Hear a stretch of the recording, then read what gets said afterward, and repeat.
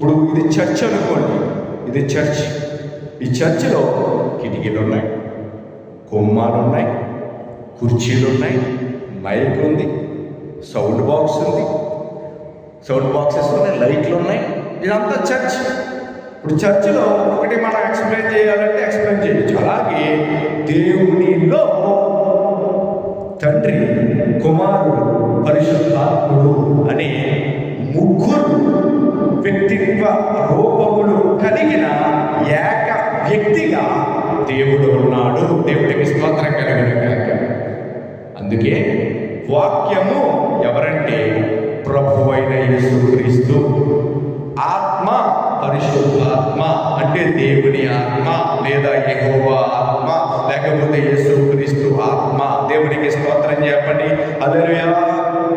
గమనించండి బిడ్డలారా, ఇక్కడ ఆది యందు వాక్యం. వాక్యం ఎక్కడ ఉన్నది అంటే దేవుని రొమ్మున ఉన్నది, దేవునిలో ఉన్నది, దేవునిలో ఒక భాగమై ఉన్నది, దేవునిలో ఒక వ్యక్తిత్వ రూపము కలిగిన ఒక వ్యక్తిగా దేవుని కుమారునిగా ఉన్న ఒక వాక్యము అయిన ఆయన పేరు భూమి మీదకి వచ్చిన తర్వాత యేసుక్రీస్తు గాని పరలోకంలో ఆయనకు కుమారుడు అని పిలువబడటం జరిగింది. దేవునికి స్తోత్రం చెప్పండి.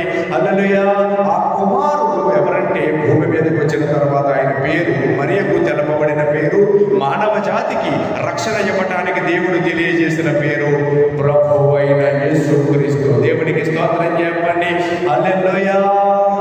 ఆది యందు ఉన్న వాక్యము అంటే ఈ విశ్వమంతటినే కలగజేసిన దేవుని రొమ్మున ఉన్న దేవునిలోని భాగము అయ్యున్న దేవుని నోట నుండి వచ్చిన వాక్యము దేవుని యొద్ద ఉన్నది.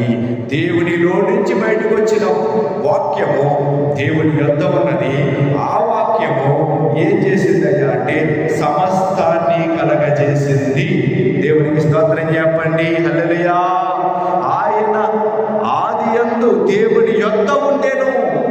ముందేమో వాక్యము దేవుని యొద్ద ఉండెను అన్నాడు, వాక్యము దేవుడు అన్నాడు. వెంటనే ఆయన ఆది యందు దేవుని యొద్ద ఉండెను అంటే ఆయన ఇస్ ఈక్వల్ టు వాక్యము. వాక్యము దేవుని యొద్ద ఉండెను, ఆయన దేవుని యొద్ద ఉండెను, ఆయన ఈక్వల్ టు వాక్యము. ఆయన ఎవరంటే మీకు అర్థం కావడం కోసం ఆయన పేరు ప్రభు అయిన యేసుక్రీస్తు. దేవునికి స్తోత్రం చెప్పండి. మనకి కనబడుతూ ఉన్న ఈ భూమి ఆకాశములు, సూర్యచంద్ర నక్షత్రములు, ఈ విశ్వములో ఉన్న సమస్తము ఆయన మూలముగా కలిగాయి. ఆయనే కలగజేశాడు.